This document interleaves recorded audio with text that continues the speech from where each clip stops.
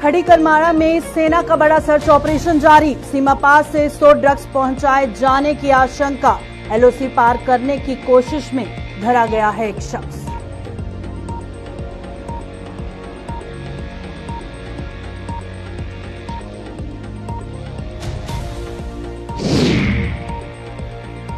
GMC Kathua का बड़े स्तर पर किया गया विस्तार। अस्पताल में कई नई सुविधाओं को मिलेगी सौगात। मैटरनिटी, आईसीयू और ऑक्सीजन प्लांट हुआ शुरू।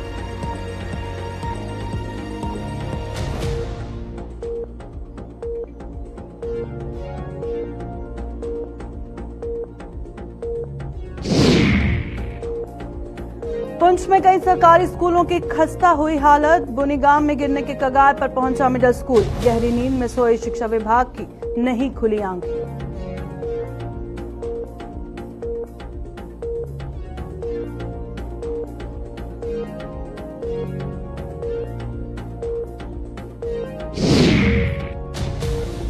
बेबसी पर आंसू बहा रहा लाचार और गरीब परिवार। सरकारी योजनाओं का नहीं दिया गया कोई लाभ। बिस्तर पर पड़ी मां और चलने फिरने में लाचार बेटा।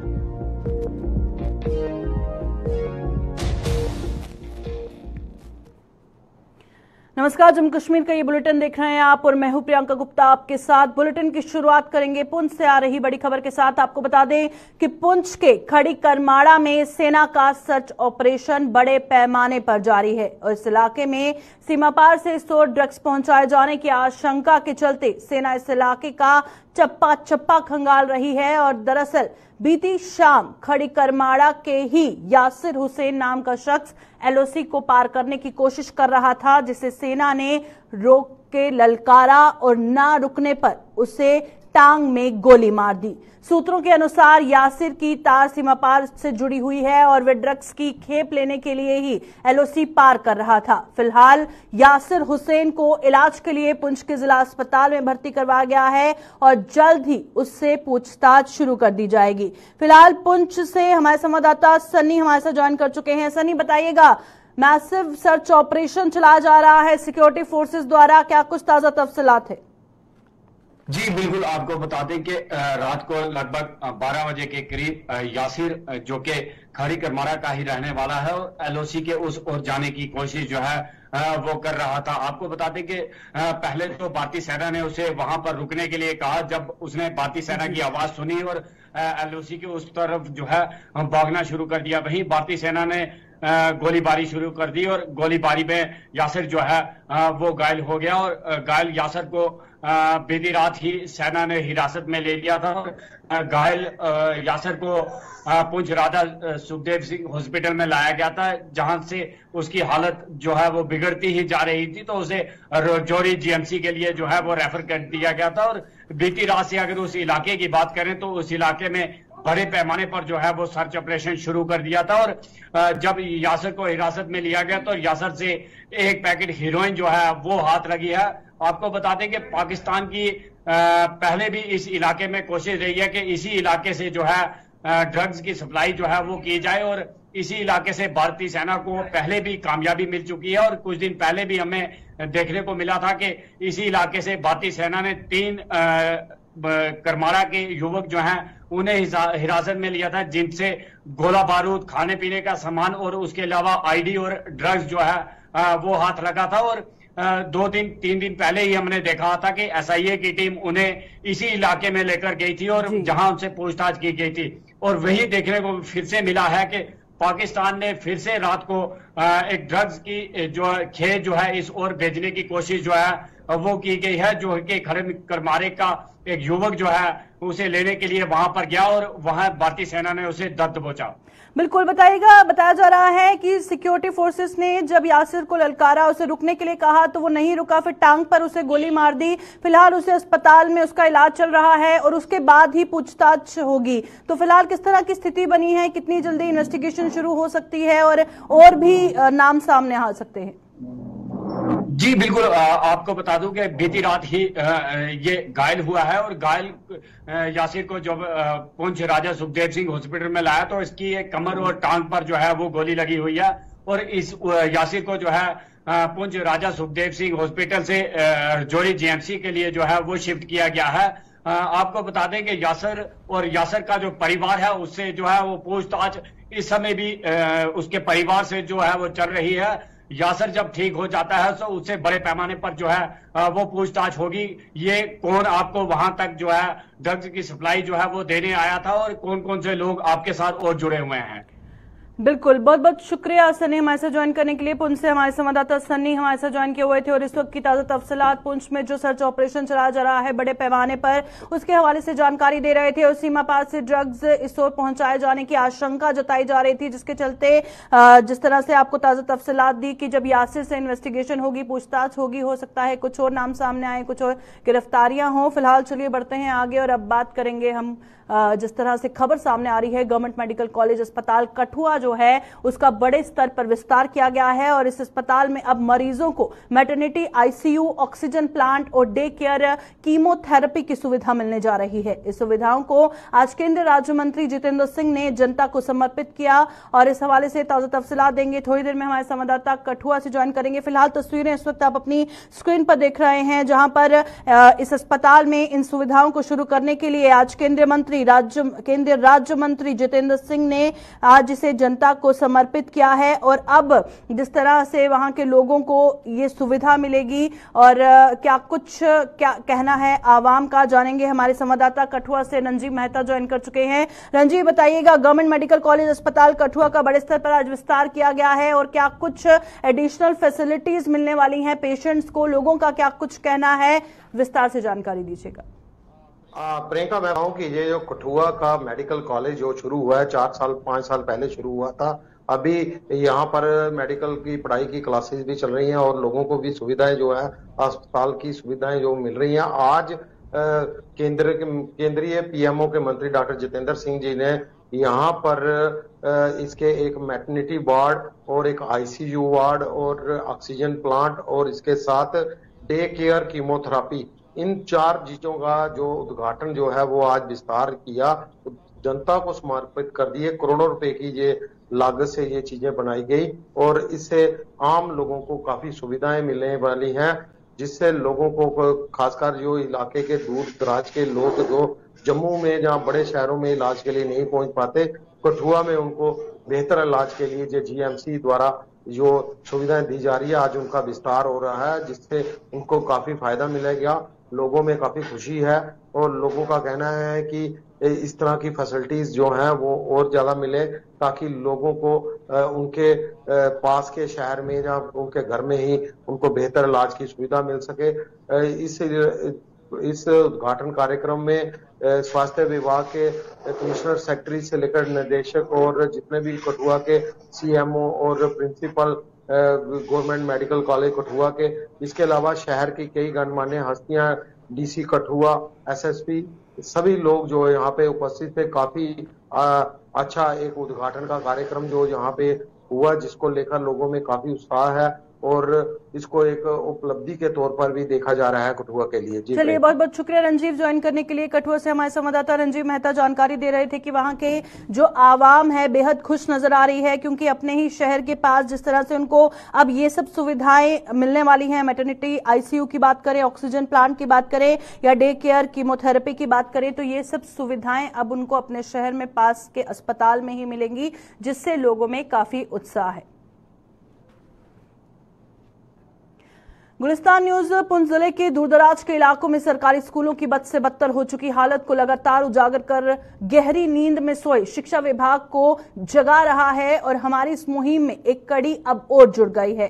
पुंछ के बफलिया जोन के बुनीगाम इलाके में स्थित गवर्नमेंट मिडिल स्कूल भी अब गिरने की कगार पर पहुंच चुका है, जिससे यहां कभी भी बड़ा हादसा पेश आ सकता है। जर्जर हो चुकी इस स्कूल की इमारत और इसमें बुनियादी सुविधाओं की कमी का शिक्षा विभाग कोई भी संज्ञान नहीं ले पाया है और क्यों नहीं ले पाया है, जानेंगे हमारे संवाददाता थोड़ी देर में आकाश मलिक सुरनकोट से ज्वाइन करेंगे। फिलहाल आप तस्वीरों में देख सकते हैं कि किस तरह से ये जो स्कूल की बिल्डिंग है गिरने की कगार पर है और जाहिर तौर पर इन हालातों में कभी भी कोई भी हादसा पेश आ सकता है। अगर किसी बच्चे को नुकसान हो जाता है, टीचर को नुकसान हो जाता है, तो उसकी जान का नुकसान का जिम्मेदार आखिर कौन होगा। तो पुंछ में कई स्कूलों की खस्ता हालत हो चुकी है, जिसमें से एक स्कूल इस वक्त आप अपनी स्क्रीन पर देख रहे हैं और बुनिगाम में ये बिल्डिंग गिरने की कगार पे है। आप देख सकते हैं कितने छोटे छोटे बच्चे यहां पर पढ़ते हैं और इन बच्चों की जिंदगियों से क्यों आखिरकार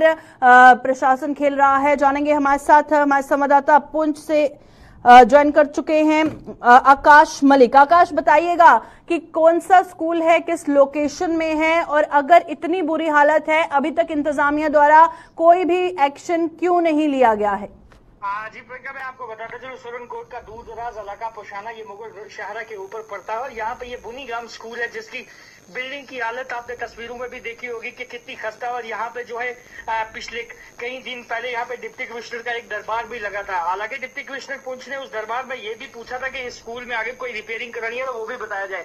वहीं पे बात करें, वहां पे जेडीओ ने जो डिप्टी कमिश्नर पुंछ को ये जवाब दिया था कि यहाँ पे इस स्कूल में कोई भी कमी नहीं है। जब हम उस स्कूल में पहुंचे और मैंने उस स्कूल में वहां के मकामी सरपंच से बात की और उसके साथ साथ मकामी लोग थे, कुछ पेरेंट्स भी थे, उनसे भी बात की। उनका साफ लफ्जों में कहना था कि स्कूल की बिल्डिंग की भी काफी खस्ता हालत है और उसके साथ साथ जो है यहाँ पे जो है वॉशरूम्स की भी काफी दिक्कत है। वहीं पे आपने ये भी देखा कि छोटे छोटे बच्चे यहाँ पे स्कूल्स में पढ़ते हैं, उनसे भी बात हुई। उनका कहना है कि हमें यहाँ टीचर्स भी कम है और बिल्डिंग के लिए हवाले से बात करें, बिल्डिंग की काफी बुरी हालत है जिससे जो है बच्चों को पढ़ाई में काफी परेशानी का सामना करना पड़ता है। जी चलिए, बहुत बहुत शुक्रिया आकाश ज्वाइन करने के लिए। सुरनकोट से हमारे संवाददाता आकाश मलिक जिस तरह से बता रहे थे कि बच्चों को काफी परेशानियों का सामना करना पड़ता है और आप देख सकते हैं कि बिल्डिंग की कितनी बुरी हालत है, कभी भी गिर सकती है और इनकी जो बच्चों की जिंदगी है इसको नुकसान भी पहुंच सकता है और फिलहाल इनकी जिंदगियां खतरे में है और उम्मीद है जल्द इस पर गौर फरमाया जाए और इस बिल्डिंग की हालत ठीक की जाए ताकि किसी को किसी तरह का नुकसान न पहुंचे। बात करते हैं अब उधमपुर की। उधमपुर जिले का एक परिवार अपनी बेबसी पर आंसू बहा रहा है। ये परिवार 2 वक्त तो क्या, 1 वक्त की रोटी का जुगाड़ करने में भी असमर्थ है और इसे विडंबना ही कहा जाएगा कि इस परिवार को सरकारी योजनाओं का कोई भी लाभ नहीं मिल पा रहा है। बिस्तर पर पड़ी 85 वर्ष की बुजुर्ग मां और चलने फिरने में लाचार उसके बेटे की प्रशासन कोई भी सुध नहीं ले पाया है। इस खबर पर जानकारी लेंगे कि आखिर सरकारी योजनाओं का जो लाभ है क्यों इस परिवार तक नहीं पहुंचा है और किन हालातों में ये जिंदगी व्यतीत कर रहे हैं। आप साफ तौर पर स्क्रीन पर देख सकते हैं, एक बुजुर्ग माँ है, इतना बड़ा परिवार है, माल मवेशी हैं। तो चलिए रुक करते हैं, हमारे साथ उधमपुर से हमारे संवाददाता किशोर ज्वाइन कर चुके हैं। किशोर, बताइएगा, बेहद मुश्किल में ये परिवार नजर आ रहा है, क्यों किसी तरह की कोई मदद अभी तक इस परिवार तक नहीं पहुंची? बिल्कुल, देखिए प्रियंका, उधमपुर जिला से ये पंचायत कोटली वाला और लड्डन का ये गांव है और जब इस गांव के अंदर हम खुद पहुंचे तो खुद हैरान हो गए। देखिए, जो प्रशासन या गवर्नमेंट जो बड़े बड़े दावे करती हैं कि जो गरीब लोग हैं, जरूरतमंद जो लोग हैं, उन तक हर चीज जो है वो स्कीम के तहत गाँव तक पहुंच रही है, लेकिन ये 82 साल की गीता है और 82 साल की गीता आज जो है वो बिस्तर पे पड़ी है और उनका एक बेटा है, बेटा भी जो है वो उनकी जो दोनों टांगे हैं वो दिव्यांग है। 4 से 3 साल पहले वो जरूर जो था वो दर्जियों का काम करता था, लेकिन आज उसकी हालत इस तरह की है, उसको सांस की प्रॉब्लम है, वो बिस्तर पे है। लेकिन बुखार ये जो पूरी की पूरी फैमिली है तो लगाए किसके पास। जब हमने हंसराज से बात की, उनकी तरफ से ये कहा गया कि जब वो जीते हुए नुमाइंदे सरपंच के पास जाते हैं तो उनकी तरफ से ये सीधा कहा जाता है कि जो आपका घर है वो काफी अच्छा है, काफी सुधार इस घर के अंदर है।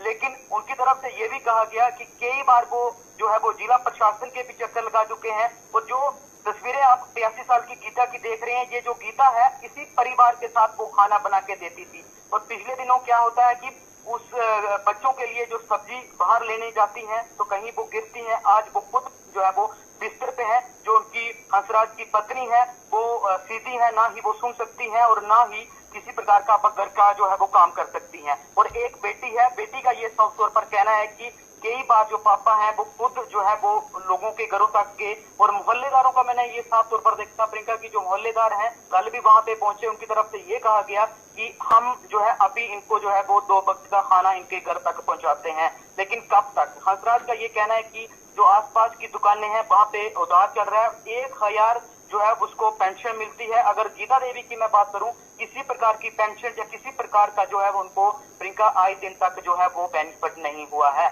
और प्रशासन या जो वहां के जो जीते हुए नुमाइंदे हैं ये दावा करते हैं कि हम हर चीज जो है वो ग्राउंड पे दे रहे हैं, हर गांव के अंदर जो जरूरतमंद लोगों हैं उनको जो है वो स्कीमों का फायदा हो रहा है। बिल्कुल किशोर, जिस तरह से अब गवर्नमेंट स्कीम्स का लाभ इनको नहीं मिल पा रहा है, रिप्रेजेंटेटिव जो उस इलाके के हैं वो इनकी मदद नहीं कर रहे हैं, तो कोई एनजीओज या कोई आम आवाम में से उठ के आया इस परिवार की मदद करने के लिए?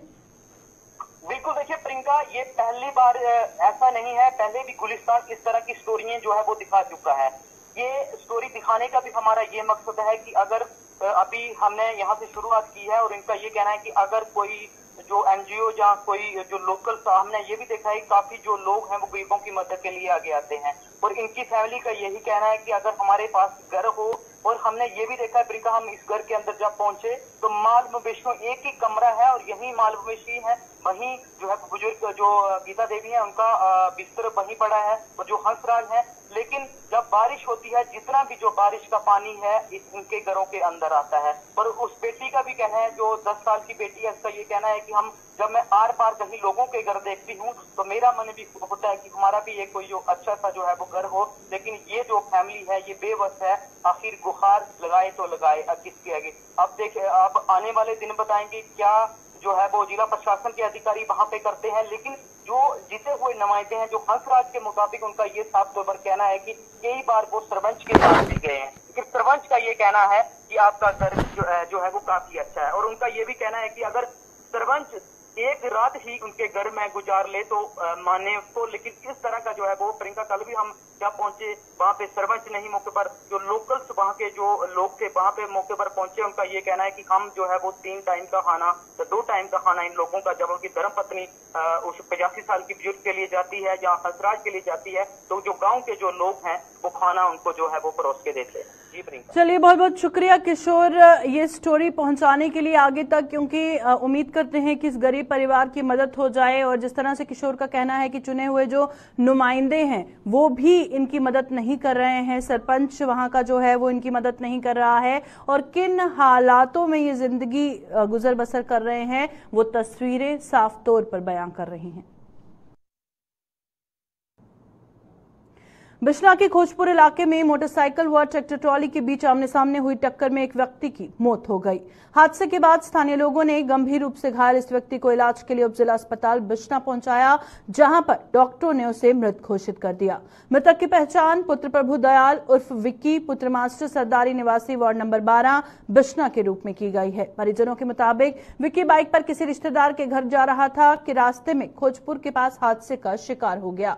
वहीं पुलिस ने मामला दर्ज कर हादसे की जांच शुरू कर दी है।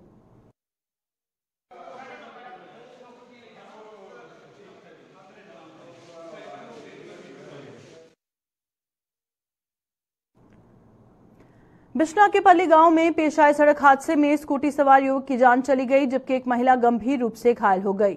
यह हादसा तब पेश आया जब स्कूटी पर सवार इस युवक ने पैदल चल रही एक महिला को टक्कर मार दी और घायल महिला को इलाज के लिए उप जिला अस्पताल बिश्ना में भर्ती करवाया गया, जहां पर डॉक्टरों ने इसकी गंभीर हालत को देखते हुए उसे जम्मू के जीएमसी अस्पताल में रेफर कर दिया। मृत युवक की पहचान प्रदीप कुमार पुत्र महेश कुमार निवासी मध्य प्रदेश के रूप में की गई है।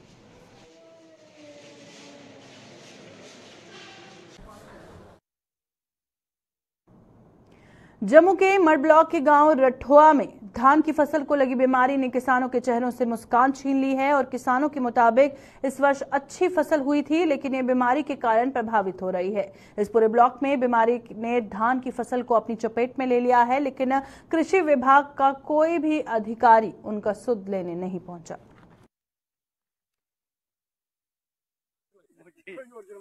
सर गाले के बीमारी बहुत ज्यादा फैली रही है, मुंजी बड़ा किसान बड़ा परेशान है।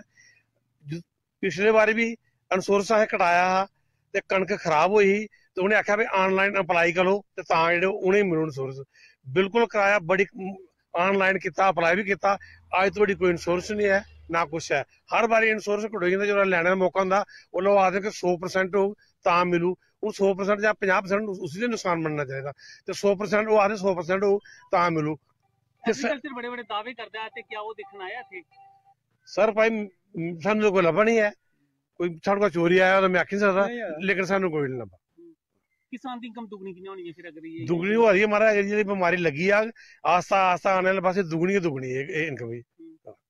आखोगे एलजी साहब की कम से हर चीज आपकी रिक्वेस्ट है कि इधर अपना जो डिपार्टमेंट एग्रीकल्चर है ध्यान दिया, लोग इनकी गरीब किसानों की मदद करे और इनकी मतलब जिनी हेल्प हो सकती है, अगर कोई स्प्रे करानी है कुछ भी करानी है पूरा गाइड करे इन्हें। कि मड़ बलाक दे मुंजी का पूरा सत्यानाश हो चुके दा, इधर कोई शुद्ध बुद्ध लैने वाला बंदा नहीं आवदा भी, इन्हें लोगों भी इंश्योरेंस कराए दा है। अगर ये लोग ना तो एग्रीकल्चर लावा दे ना इतने मतलब कि बैंक वाले अपना इंश्योरेंस कट्टिया अपना पलड़ा जारिया साइड हो जा देन। साड़ी गुजारिश है सरकार अगे भी और मतलब कि जिन्हें लोगों फसल लाई दी ना तो इन्हें लोगों को ज्यादा फायदा मिलना चाहिए।